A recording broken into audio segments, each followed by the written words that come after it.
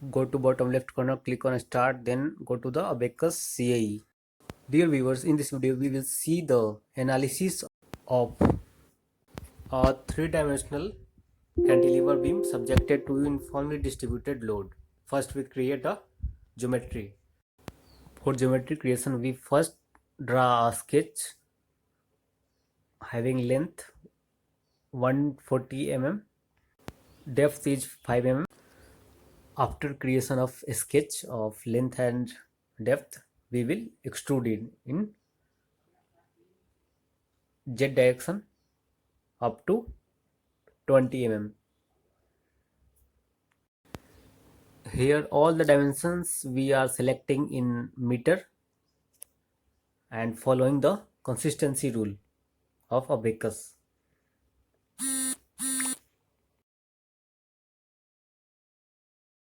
Now a three-dimensional cantilever beam has been created.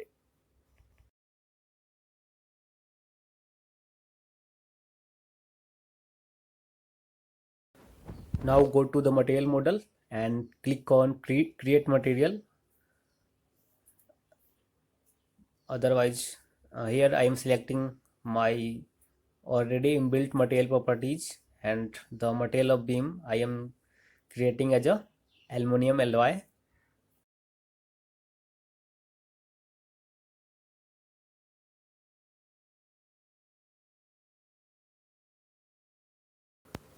Here you can see the material properties are taken in SI units. Now we will create a section, and in this section this section consists of solid geometry and homogeneous material. Now we will assign a section to the geometry model. That means we will assign our material property aluminum to the geometry. Now go to the assembly module.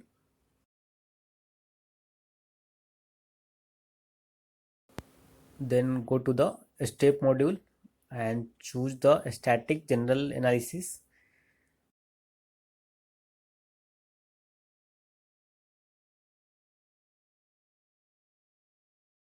To apply load and boundary condition, go to the load module and select the boundary condition.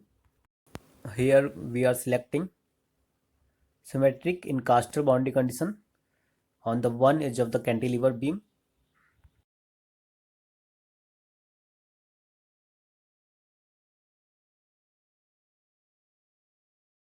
The Incaster boundary condition consists of all the displacements E1, E2, E3 are 0 and also the rotations are 0.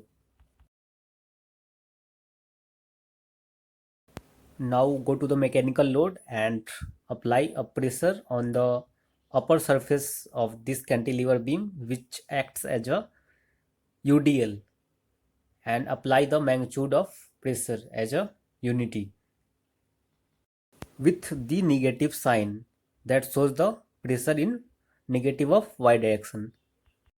This video is the continuation of deflection in 2D cantilever beam due to UDL. As in previous video, I have discussed the analysis of deflection in cantilever beam due to UDL, and in this video I will show you the a three-dimensional cantilever beam due to UDL, and we will see the validation of these results of 2D and 3D model. Here the pressure applied is 1 Newton per meter square, which is in SI unit.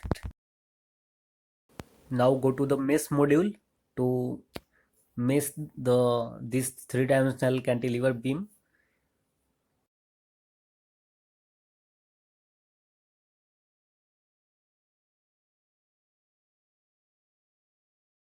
First we will assign an element type to this cantilever beam.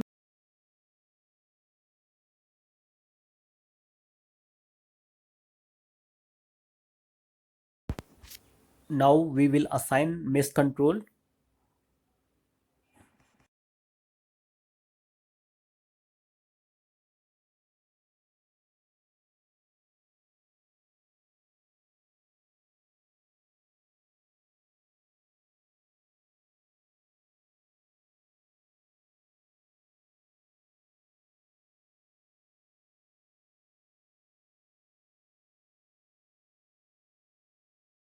Then select the seed part instance to make the approximate global size as possible as a small or big.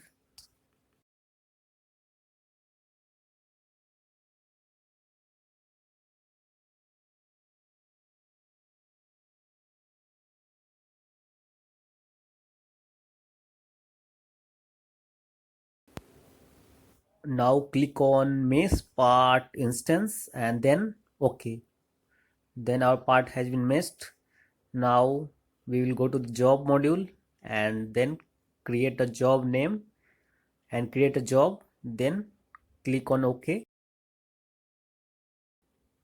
Submit the job.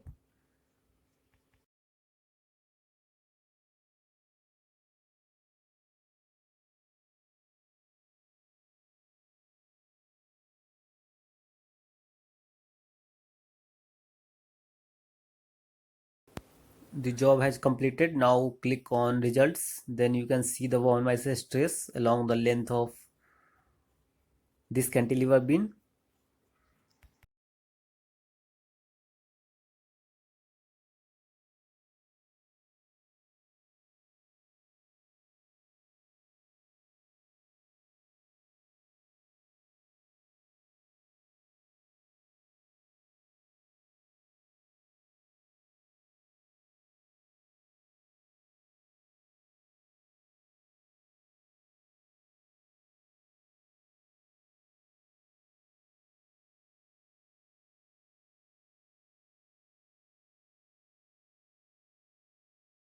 Now to see the deformation value, click on U and you can see the maximum value of deformation occurs at the free end of a cantilever beam which is subjected to UDL.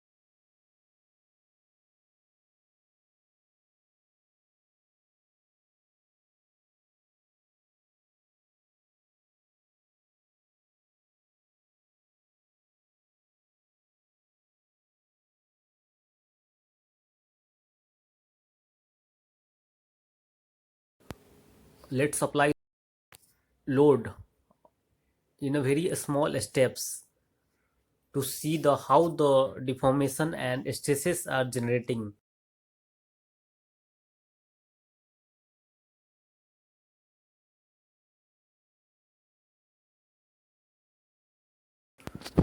Earlier we have applied a direct load without any increment. As you can see how the without increments the deformation or strain looks like.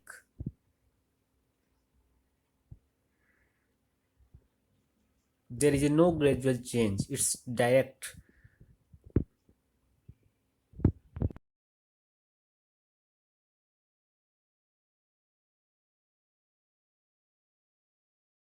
After creating a small steps, now we will submit the job again, and we will see after completion of job how the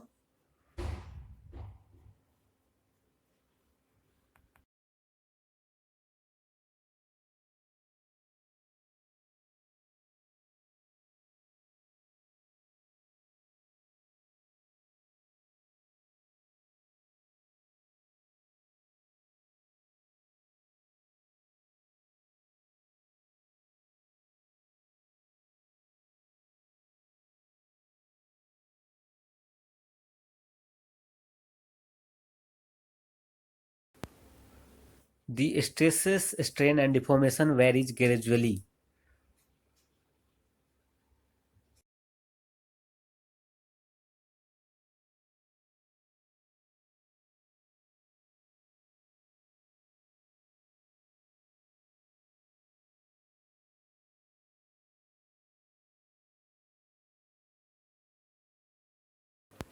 Click on animation to see the gradual variation of stresses. You can see the stresses developing in steps.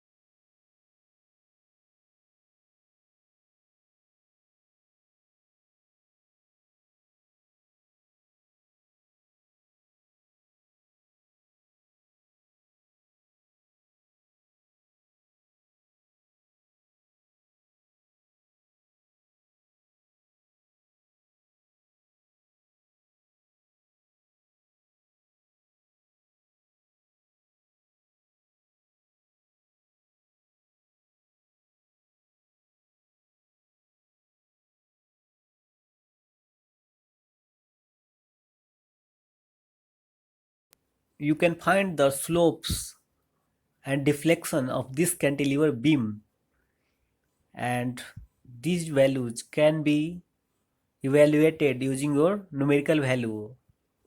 And for more information about this video and this the size, shape and deflection value, go to the previous video for a two-dimensional cantilever being subjected to UDL. The link for the 2D cantilever beam subjected to UDL given in description box.